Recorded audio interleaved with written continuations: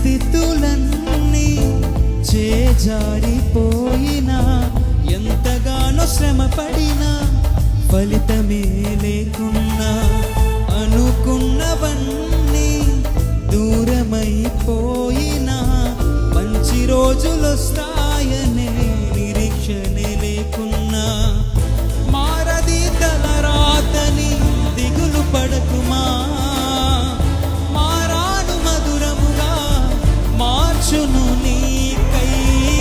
మారది తలరాతని దిగులు పడకుమా, మారాను మధురముగా మార్చును నీకై.